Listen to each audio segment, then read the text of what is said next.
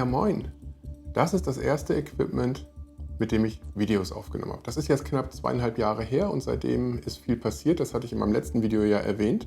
Und heute packe ich mal wirklich alles hier auf den Tisch, was ich mir in den letzten knapp 2 Jahren gekauft habe und erzähle dir ein bisschen, wann ich das gekauft habe und warum und ab wann ich das Gefühl hatte, in diese Equipment-Falle zu tappen.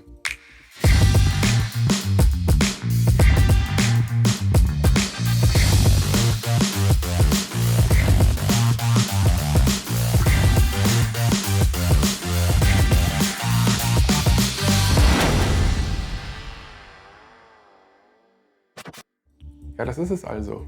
Mein allererstes Video-Equipment.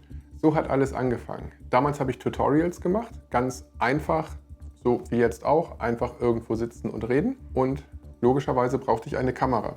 Damals war die Canon EOS M50 in aller Munde. Und dann dachte ich mir, ja, das ist doch möglicherweise ein gutes Einsteigermodell. Die kam gleich mit einem Zoom-Objektiv, 15 bis 45 mm. Das gibt mir auch ein bisschen Möglichkeiten, wirklich mit der Entfernung zu spielen. Die Kamera hat so ein Flipscreen, finde ich wunderbar. Gerade wenn man Sachen alleine macht, kann man sich da drauf auch sehen. Und ich habe mir zusätzlich gleich erstmal dieses kleine Tischstativ von Manfrotto geholt, damit sie irgendwo draufstehen konnte. Habe dann aber relativ schnell festgestellt, ein bisschen höher stehen ist auch okay. Und habe nach dem günstigsten Stativ geguckt, das ich bei Amazon finden konnte. Das ist dieses hier.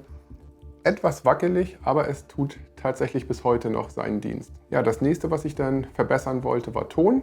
Also habe ich mir so ein Ansteckmikrofon geholt, so ein Kragenmikrofon mit 10 Meter Kabel. Auch da das günstigste, was ich damals finden konnte. Und um ein bisschen besseres Licht zu haben, 2 Studiolichter. Auch so günstig wie möglich, denn ich wollte ja erstmal ausprobieren, ob ich daran überhaupt Spaß habe. Ja, den ganzen Schnitt, den habe ich damals auf meinem damaligen MacBook Pro gemacht. Das ist noch ein Computer mit 8 GB Arbeitsspeicher und 1,5 GB geteiltem Grafikkartenspeicher. Also wirklich nicht das leistungsfähigste. Und die Software, die ich damals benutzt habe, war iMovie. Ganz einfach, die war auf dem Mac eben schon mit drauf. Das ist mein allererstes Equipment.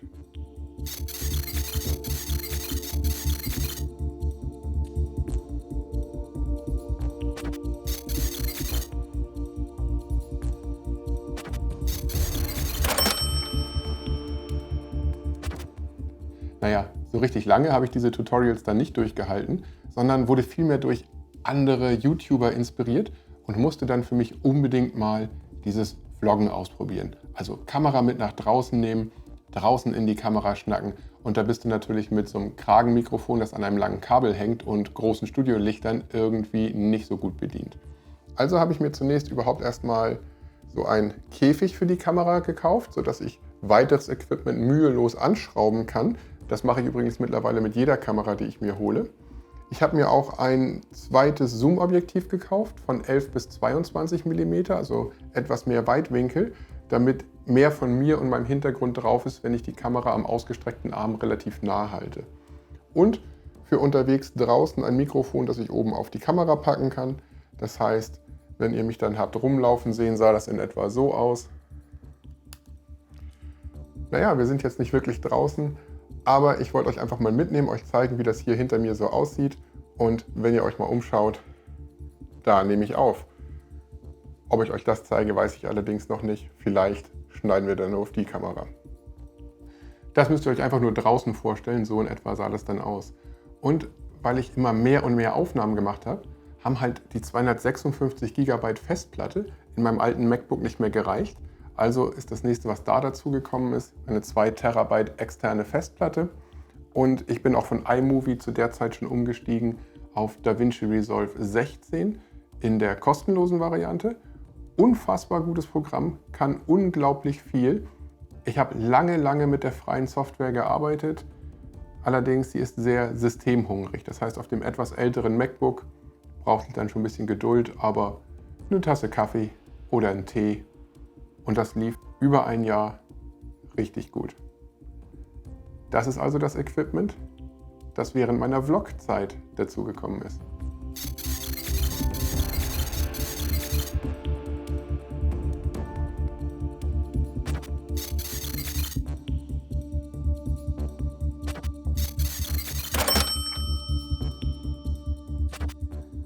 Aber auch Vlogging hat mich noch nicht so komplett ausgefüllt. Ne? Ich war immer noch irgendwie in meiner Experimentierphase und wollte mich dann mal an sowas Ähnlichem wie vielleicht Dokumentationen versuchen, ne? Wo so Menschen irgendwo sitzen und in einer Art Interview sprechen.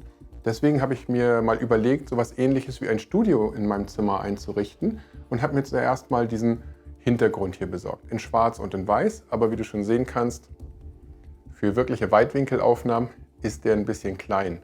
Also habe ich mir nochmal einen Hintergrund besorgt, der da auch raufpasst, aber doppelt so groß ist.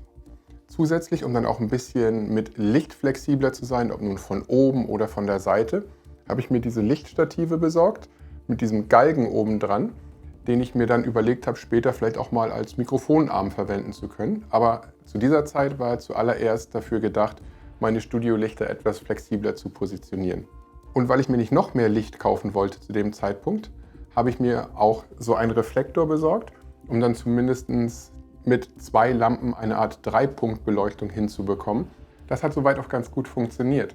Und als letztes, um dann wirklich auch flexibler in meinem kleinen Heimstudio zu sein, habe ich mir noch 2 von diesen Kugelköpfen besorgt, die auch auf dem Gorilla-Pod vom letzten Mal drauf waren.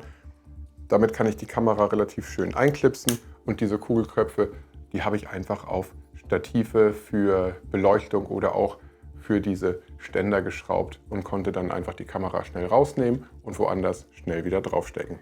Das waren dann die Investitionen in sowas Ähnliches wie ein Studio zu Hause in der eigenen Wohnung.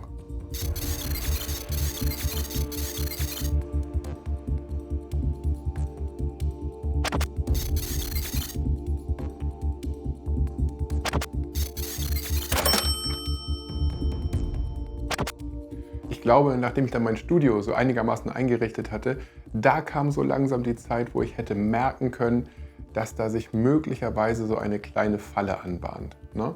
Wenn du dir mal anschaust, wie meine kleine M50 mittlerweile dann zu diesem Zeitpunkt aussah, das hat ja schon fast was Transformer-mäßiges.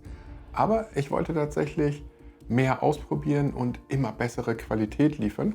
Deswegen gab es zum einen ein deutlich besseres Mikrofon als das letzte, das oben drauf war. Und da muss ich auch wirklich sagen, also dieses Rode VideoMic Pro Plus, die beste Anschaffung im Bereich Mikro, die ich bisher gemacht habe.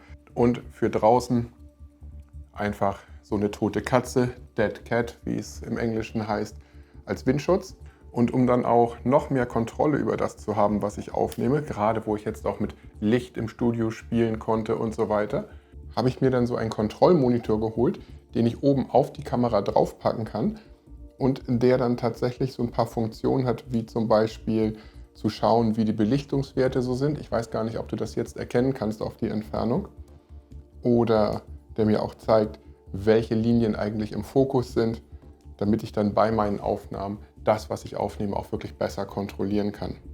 Ja, damit das Ganze dann so transformermäßig an diese Kamera passte, habe ich mir dann 2 dieser Magic Arms geholt, aber damit nicht genug. Ich wollte noch mehr ausprobieren, auch andere Kameraperspektiven. Und da habe ich mir zunächst meinen ersten kleinen Gimbal geholt. Ich habe mal geschaut, was wiegt meine Kamera, wenn nichts drauf ist und was ist der kleinste Gimbal, der die tragen kann. Und der hier wäre es gewesen. Und es funktionierte soweit ganz gut. Allerdings die Höhe der Kamera mit dem Sucher oben drauf und die kleinen Achsen des Gimbals hier, das passte nicht so wirklich zusammen. Aber zumindest für Actioncams oder auch für Smartphone ist das Ding schon ziemlich großartig. Und dann wurde ich richtig experimentierfreudig und habe mir diese 360 Grad Actioncam geholt. Denn durch die 360 Grad brauche ich mir relativ wenig Gedanken machen, wo ich die so hinhalte und kann, warte, jetzt so, ich komme dir mal ein bisschen näher. Und selbst jetzt ist dieser lange Stab später nicht sichtbar. Das heißt, ich schwebe hier gerade wirklich so durch den Raum und es sieht so aus, als würde man von oben auf mich herabgucken. Allerdings, dadurch, dass es halt 360 Grad Bilder sind, muss ich sagen, ist die Bildqualität tatsächlich nicht ganz das, was ich mir vorgestellt habe. Das ist also das, was ich dazu gekauft habe, als ich das erste Mal wirklich über Upgrades nachgedacht hatte und einfach noch mehr ausprobieren wollte.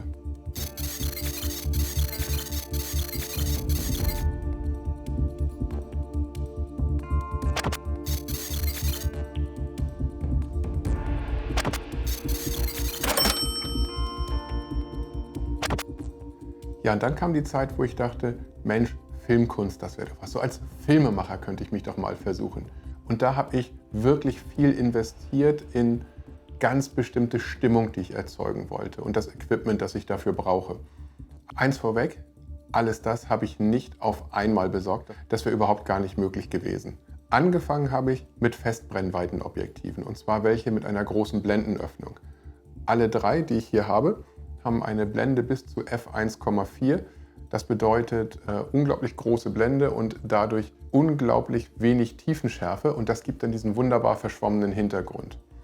Das ich jetzt hier auf der Kamera drauf habe, ist ein 16 mm, und ich habe mir noch zwei weitere geholt für unterschiedliche Bildausschnitte. Einmal 30 mm und einmal 56 mm. Das zweite, was ich mir dann logischerweise dazu besorgt habe, sind unterschiedliche ND-Filter, also Graustufenfilter, die einfach wie so eine Art Sonnenbrille für die Objektive wirken. Das Ganze ist deswegen notwendig, weil du diesen verschwommenen Hintergrund nur hinbekommst, wenn du wirklich mit großer Blende filmst. Und wenn du dann draußen bei Sonnenlicht bist, dann ist das einfach zu viel Licht, das in die Kamera kommt. Und um das dann zu regulieren, ohne diesen verschwommenen Hintergrund zu verlieren, setze ich dann einfach die Filter davor. Apropos Licht, was machst du denn, wenn du drinnen bestimmtes Licht haben möchtest? Da habe ich mir zusätzlich zu den Studiolichtern, die ich ja bisher hatte, mal dieses kleine Gerät hier geholt. Nicht nur, weil es einfach ein zusätzliches Licht ist, sondern weil es auch Effekte darstellen kann. Jetzt zum Beispiel ist das ein Feuereffekt. Polizeiauto geht halt auch. Und so sind da einige Effekte drin, aber ich kann es tatsächlich auch als zusätzliches Licht benutzen, habe ich auch schon gemacht.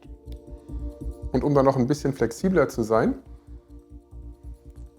habe ich mir zusätzlich noch diese Birne besorgt. Die kann genau das gleiche wie dieses kleine LED-Licht.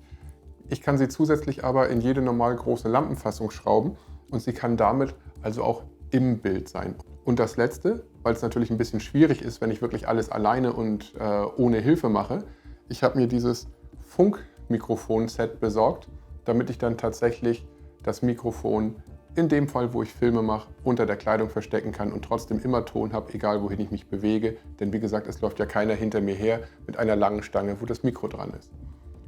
Das ist also tatsächlich der Moment, wo diese Equipment-Falle wirklich angefangen hat zuzuschnappen, weil ich den Anspruch hatte, richtig coole Kurzfilme zu machen.